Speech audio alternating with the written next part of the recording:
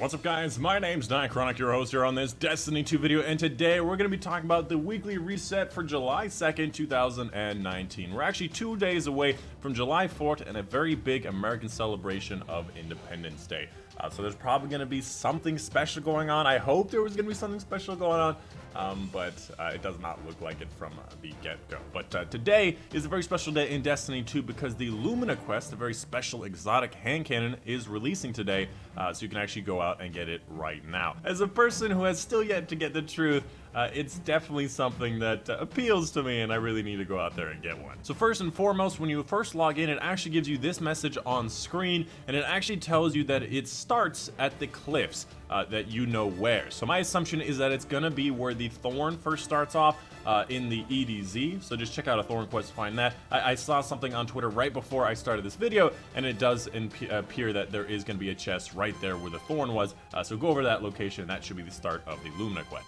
Anyways, moving on to the regular weekly reset, starting at the Nightfalls, we have Strange Terrain, a Warmind mission with Nocris, a special wizard at the end. He drops the Braytech Osprey cluster rocket launcher that you need for Wayfarer. Next up, Hollowed Lair, Forsaken, boss, the Fanatic at the end, has a lot of dudes at the very end. He drops the Mindbender's Ambition, a very powerful, aggressive frame shotgun in the Crucible these days. And then finally, Sabbath in Song, the big purple shrieker that drops Duty Bound, the 600 RPM Rampage auto rifle. As for your highest scoring Strange Terrain, Hollowed Lair have a lot of people. Strange Terrain had this glitch to get to like around 1,000,000 points. Might still be possible, although a bit harder than it used to be. And the fastest one is definitely going to be Strange Terrain. As for the heroic modifier this week, it will be Arc Singe, and the daily right now is going to be Blackout and Grenadier. And I also just wanted to mention for the daily heroic story missions, Ice and Shadow, literally the fastest possible mission that you could possibly have. So if you wanted to do these, it's going to be easy today. As for the Crucible playlist, we have Breakthrough, which is basically kind of like a tug of war thing, a capture the middle, then a capture the opposing, or defend your side to be able to win the round. As for the Reckoning modifiers right now, it will be Arc Singe. For some reason, the Arcs always line up with the other heroic Arc ones, and the daily right now is Blackout and Heavyweight, which is a pretty good combo. The Flashpoint this week will be on the Tangled Shore, so completing those public events, Lost Sectors, and Heroic Adventures in case you wanted to get some more powerful gear, as well as a friendly reminder that the Spider does have another powerful quest in case you've forgotten. And then lastly, there's actually a set of lore that you can get only when the Flashpoint is on the Tangled Shore, so you complete some Lost Sectors, Heroic Adventures, public events, all that stuff. You'll start to get some of the lore. I believe it's the Varix Unloyal, but I forget exactly which one of them. There's something that only unlocks during the Flashpoint on Tangled Shore. As for the Dreaming City this week, it will be in its smallest curse state, so 1 out of 3. In case you wanted to do any of the powerful gear in the Dreaming City this week, it is available, and that's the first mission in case you wanted it. As for the Ascendant Realm, it will be in the Garden, so head right over here in the Garden section, and it will be the Ascendant Realm where you have to go out and collect those 3 balls, bring them back to the center, and you have a bunch of super to kill those knights. As for Escalation Protocol this week, last week was all 3, this week is the Ikello Shotgun, and next week will be the SMG. Now, if you do not have the Ikello Shotgun, like 80% of the population does have it,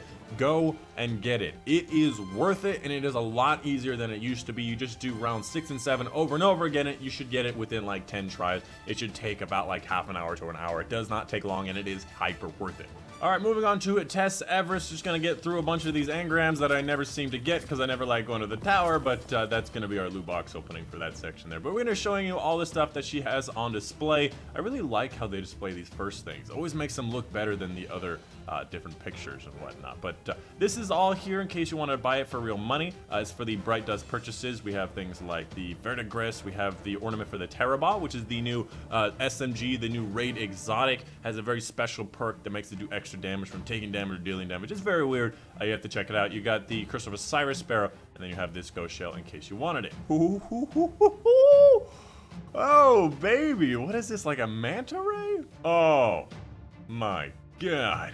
This is actually very interesting looking. Ignore like the testicles on the bottom there. This one looks very interesting. I don't know if I've ever thought of this kind of ship before, but it looks like it could be an underwater ship with this big old rudder right here. It does look like a manta ray though. I'm gonna be honest, a manta ray tail here and then like a little stingers, I don't know. Anyways, talking about the Bright Dust purchases, you have things like the Giddy Laugh, the new ship Overraptor I just looked at. You have the legs for the Hunter in case you're interested, the arms for the Ophidian Aspect. Yeah, Ophidian Aspects, they move the snake to the back instead of up in front in case you wanted it. You also have an ornament for the Pillager SMG, like anybody uses that. The Titan mark for this thing, and then this is obviously animated. If you don't have it already, it is animated. You should get it because it is in fact animated, and it is the color of your currently equipped subclass for some reason. They still haven't fixed that. And obviously you have these things across the bottom in case you wanted to get any one of these items. These are both transmit effect. This one is actually really cool because it does a thing that makes a thing and whatnot. All right, moving on to our giveaway section of our reset videos. If you did not know, I do a giveaway based on this prime engram where I call out a certain number of possible locations that this could land in, and if it does in fact land in it, we're doing a giveaway next week on my Discord. So if this in fact lands on either a head or legs, which is the kind of thing you like to have in life, is a nice set of legs and a nice head, this is going to be a giveaway. So let's go ahead and see if it's head or legs. It is not. It is in fact a kinetic. So next time we will be naming 3 different possible places to land, and if it lands in any of those 3 different possible places, we will be doing a giveaway of a bunch of free Steam games probably, or some Destiny stuff on my Discord, which is linked in the description down below. I finally had a prime engram to actually use because my hunter's maxed.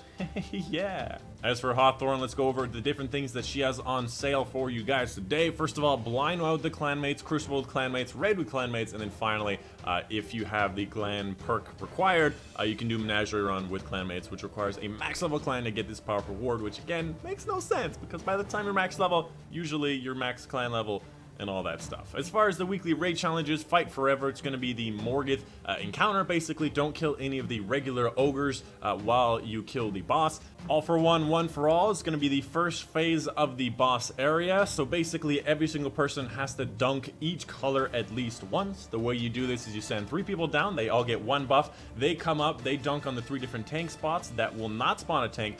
Meanwhile, the other 3 people go down. They all get 1 color each. Then they come back up and they dunk on the 3 different tank spots.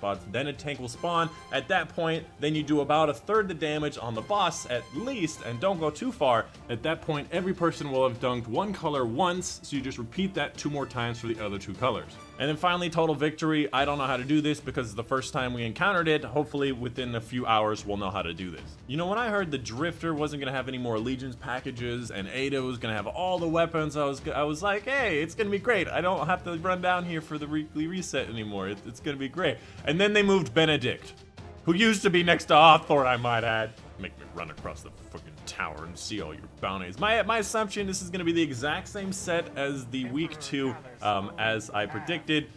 Yeah, so I think it is in fact good. Yeah, this looks like the same as week 2. All of the bounties that I have not completed because I missed a week in between. But we got a couple of weekly bounties, including collecting orbs, which is just collecting orbs. Completing Crucible daily bounties. You got to do 10 of them, which sucks because I did a bunch of Crucible last week. Defeating enemies with precision blows pretty quickly, and then decrypting prime engrams. God damn it! I just did that. The Wealth of the Emperor, this has 3 purchases per week and resets on Sunday, which also means that the barge has resets. So if you're looking for a bunch of runes, go to the barge, go cash in on all of them. If you have 75,000 glimmer, you can get every single one of them on your barge. So go to the spider, get 75,000 glimmer, and go get all of those chests. And then finally, his gear across the bottom in case you're interested in the gear he has on offer. Some people do like it, so I do show it. And then the sniper rifle, which is a decent sniper rifle. You know, the rapid fire frame snapshot is good, although we do have the replacements. For example, the Supremacy just has better perk options. And that is pretty much it. That is going to be the end of the weekly reset. Let me know in the comments down below if I missed something or if you had any questions. I'd be more than happy to answer. And if you see a question down there, make sure you help me answer it because I do take a little bit to get to comments, but I do get to them as soon as I can. But anyways, I hope you guys did enjoy. That's going to be the end of the video. I am not making my way over to any secret location right now. I promise you there's nothing over here. But that's it. Hope you guys did enjoy. My name has been Dychronic, and I will see you guys on the next one.